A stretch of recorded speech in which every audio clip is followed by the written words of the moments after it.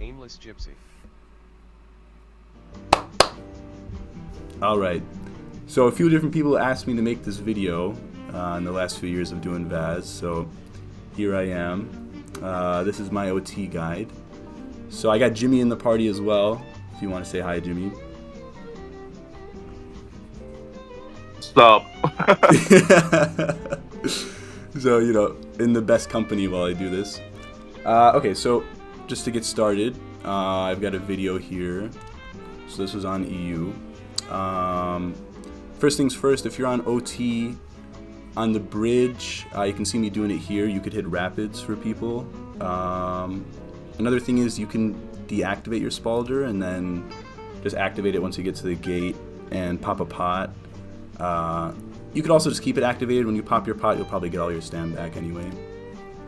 So you can see me crouching here.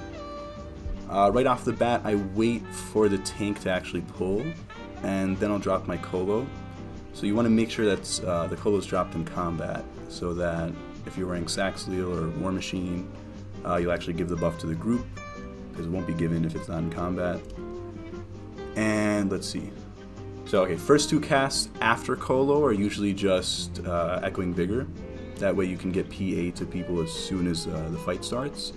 And then something that's a little bit more specific to the recent patches is throwing an orb right away, right after these two PA casts, because the Arcanist rotation is such that they start beaming pretty early. So you want to make sure they hit that orb before their beam goes out, so that they get that synergy during off balance.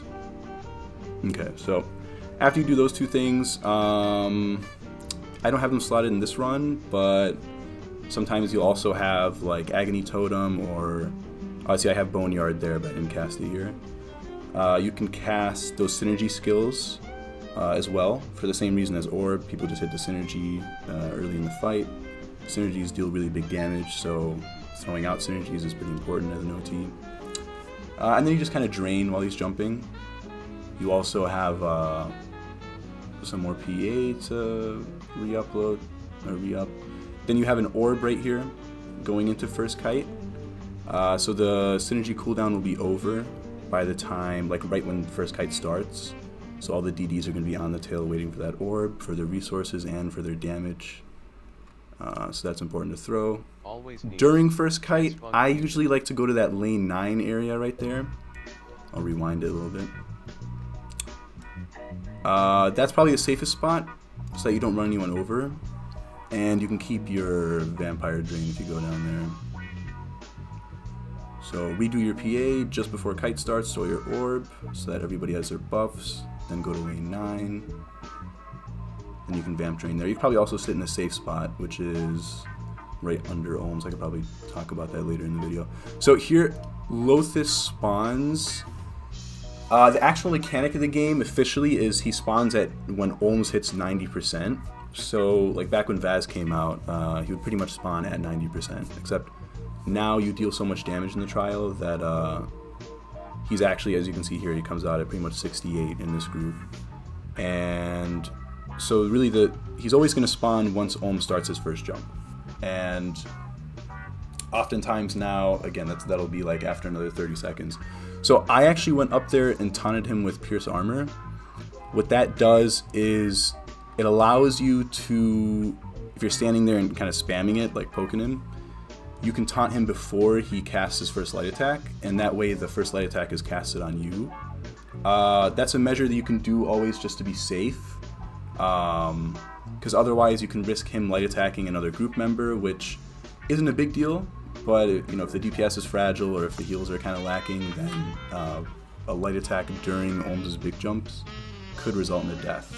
So that's just a safety measure. Honestly, most of the time I'm just range taunting him, so it's nothing that's that big of a deal to worry about.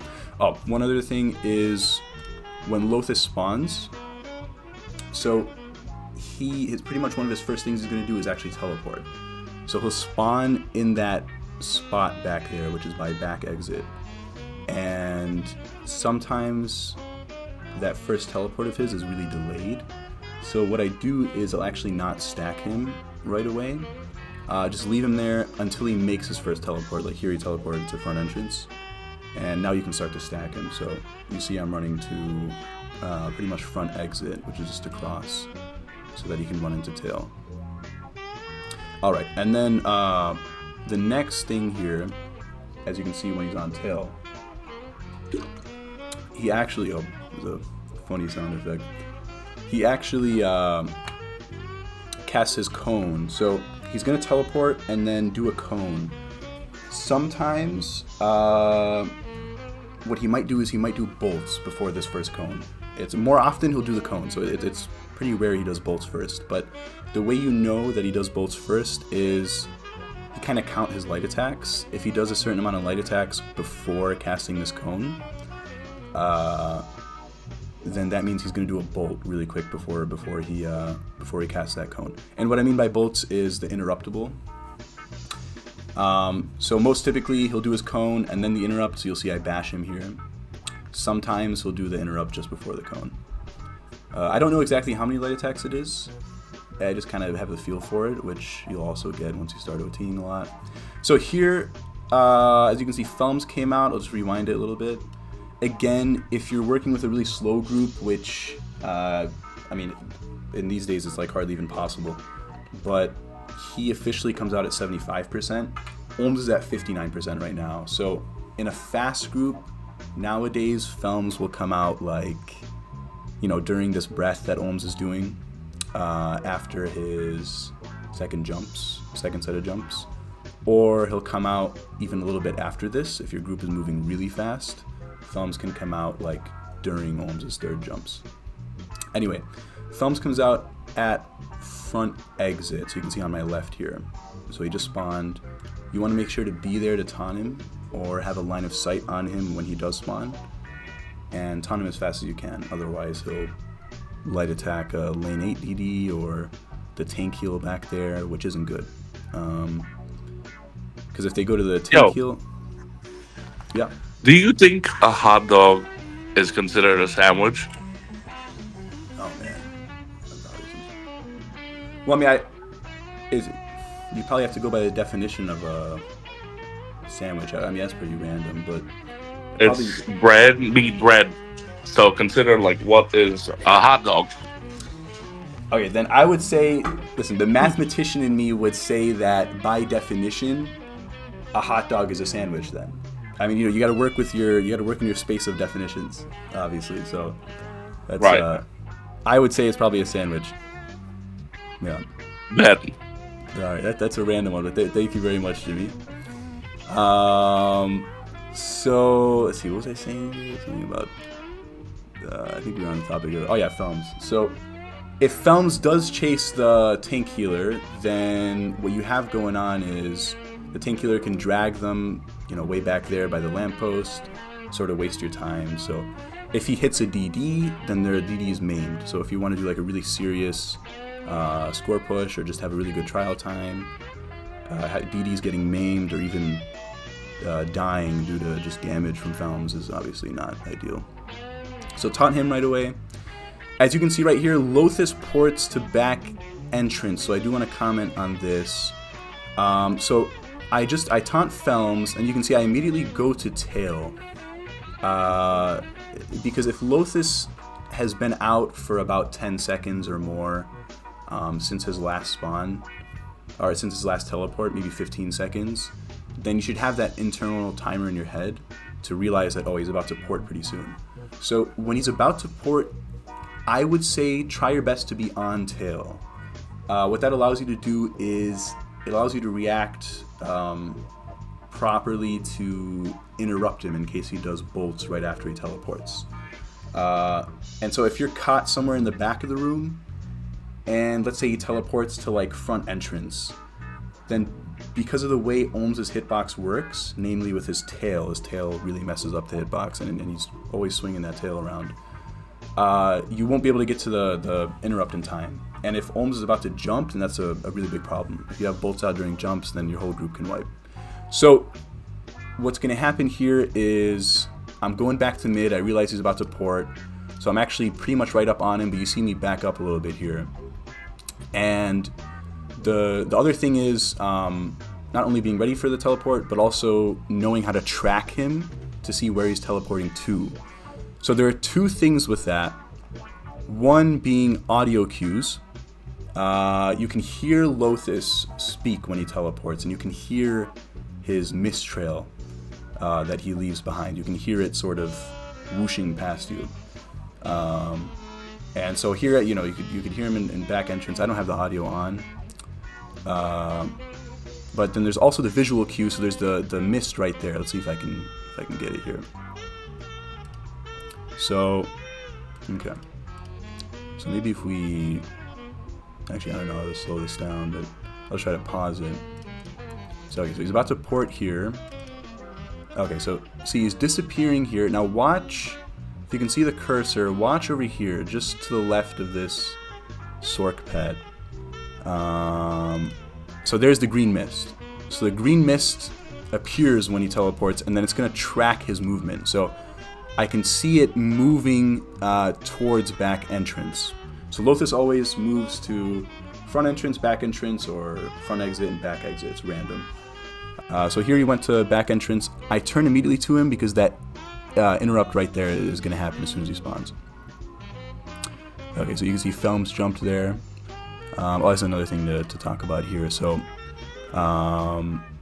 also, one thing to I probably should have said this at the beginning, but I'm making this video assuming that if you're watching it to get help on your vAS OT, I'm assuming that you already know some of the basic mechanics. So that's why I'm not explaining all of the basic mechanics of the trial in detail. I'm kind of taking that for granted. So I'm assuming you already know Felms jumps to the furthest person in the room. Every 20 seconds he'll do this. He'll jump to the player that's furthest from him in the room. So if I'm holding Felms on tail here, the way vAS groups are designed, usually your back kite or your group healer is the furthest person from him. And you always sort of want to make that the case. So if you're holding Felms too far in the back, then he'll jump to the front kite or the main tank, which is not ideal because the main tank shouldn't be standing in the AoE that Felms leaves behind when he jumps, because it deals a lot of damage. And also a lot of the time tank heals just don't like getting doubles. So I'm holding Felms, I'm making sure to hold him here by the tail, and then, so you see I go back here. Actually I lost taunt here, it looks like. Or no, it looks like the main tank taunted him. So main tank taunted him, so he was still on tail, so that's good. He jumps to the back kite. And then I actually move back here and catch the next Felms jump instead of the tank healer. This wasn't really to purposely catch the Felms jump. I was coming back here to stack Lothus. So if Lothus is on that back entrance spot, then I'll just run through Olms, come to the back of the room, lean a little bit more towards exit side just to line him up real nice with the tail. And in doing that, if I'm going to catch a Felms jump, I'll try to go all the way to the back of the wall so I don't screw the main tank over.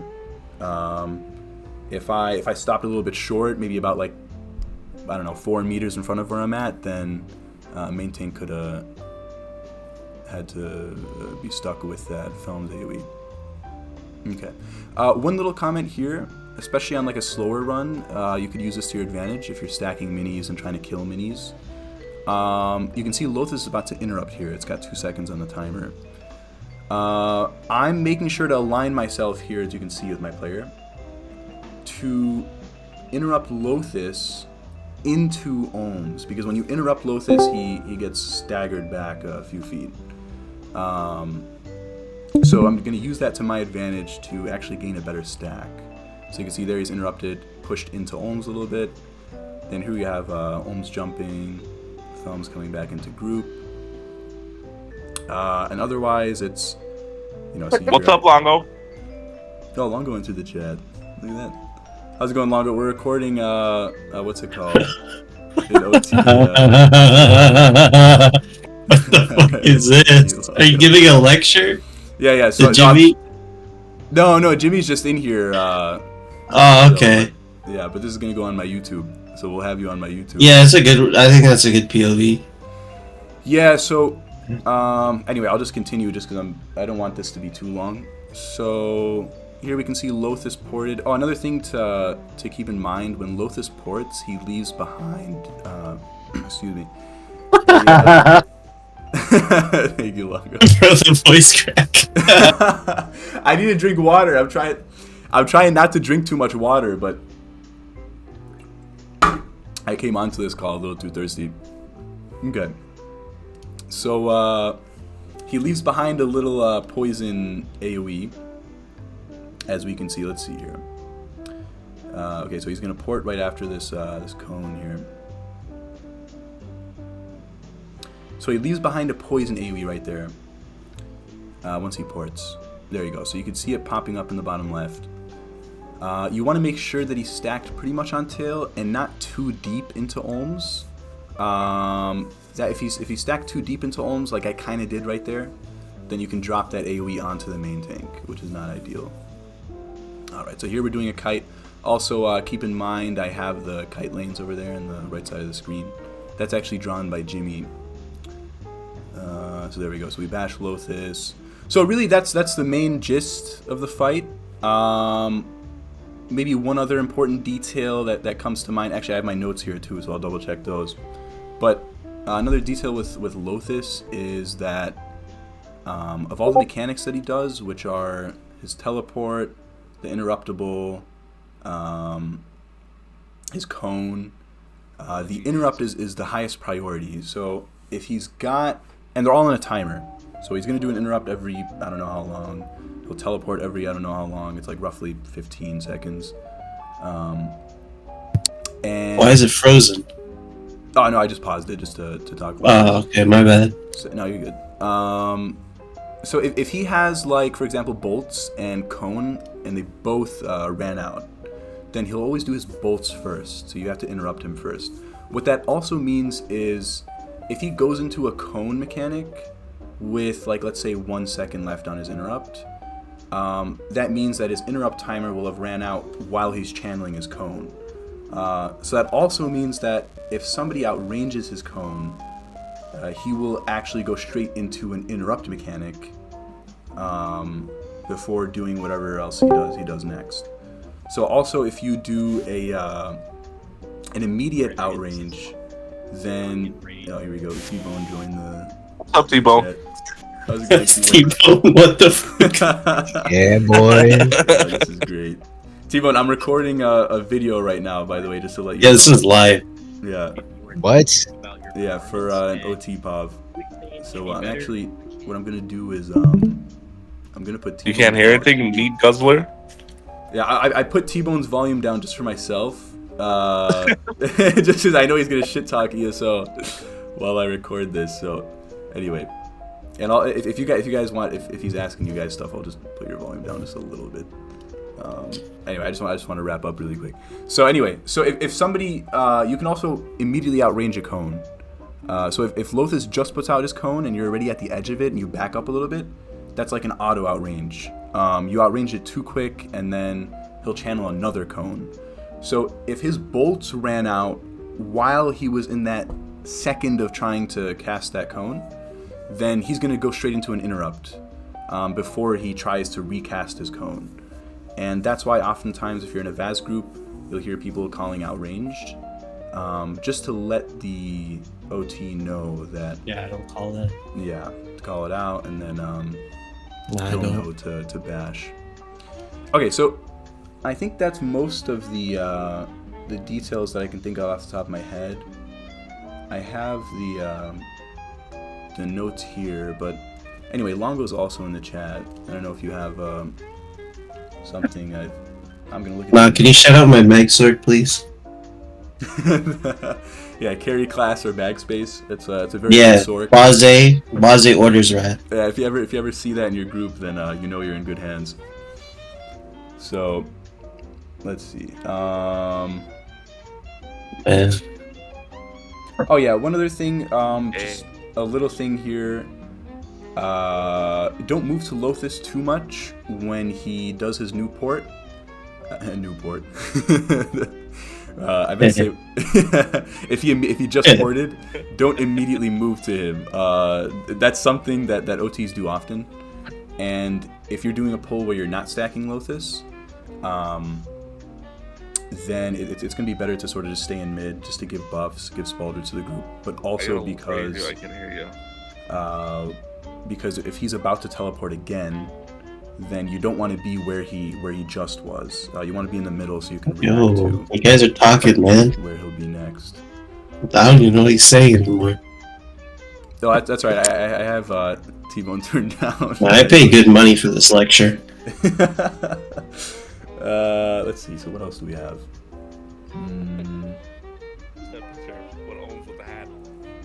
Oh, one little note about Felms actually is that he'll jump to the furthest player in his unobstructed line of sight. So if there's a healer like standing behind a lamp or something, he won't jump to them. That also means that DDs who kite too far back into entrance or exit and sort of almost hug the wall, they can also catch a Felms jump.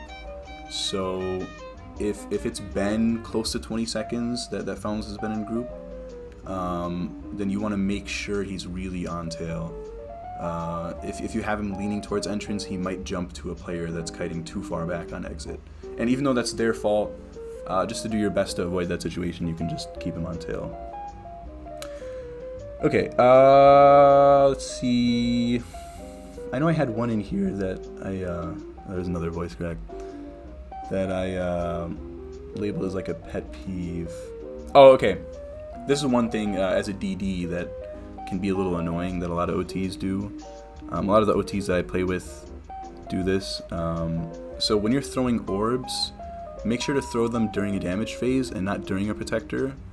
If you throw it during a protector and then you kind of lack at throwing it during damage phases, what happens is, as a DD, oftentimes you're forced to take that orb for resources, and you don't want to take it while Ohms is invincible and while you're hitting the protector, because that's a loss on synergy damage towards Ohms. So always, to be safe, just throw the orb out as soon as the protector is dead. Throw it out on tail, or if it's during jumps, throw it out in the middle of the room. That way DDs can get their orb every phase for their resources, but also hit a synergy that deals damage to Ohms. And then, just as a finishing touch, I'll just play the rest of the video and some, I guess, final remarks. Another one I have here is also during damage phases, cast your Boneyard and your Agony Totem if you're running that. Again, in this run I'm not. And Spiders, that's the synergy from Undaunted. You want to cast that one usually during kite or during big jumps, or if you have an anticipated kite, because people have to be ranged from the boss to actually see that synergy, and it's a good damage synergy, so you don't really throw it when you're on tail. Yeah. So you can see here Lothus ported to back exit, just as a reference. He's got a cone, he's going to do interrupt after cone. Oh, see, so the timer ran out just after he casted the light attack, so I had a bolt out right there. Again, so we're doing kite here. I have the kite lanes on the right side of the screen. And that might be everything. I think I touched on everything that I saw. I sent you an image. Oh, okay. Let me open this up. Oh, thank you. Yeah, that's for people that don't know what the protectors are. It's good. That is very good. Okay, I'll paste that at the end. So. Yeah, that'd be ideal. That's very good. Yeah. I'll send it to you. All right. So You're probably gonna need this too. Longo's gonna hook us up with a picture of what a protector looks like, and so that's good for the DDs. Okay. Yeah, I think that's it. That's all I had. I don't know if you guys have any closing remarks that you might. Yeah. That's all I had in the notes here. Did you watch Harry Potter? We did watch Harry Potter, actually. We watched like the last 3 films. I was pinging you guys, man. You watched the last 3. Yeah, dude, we watched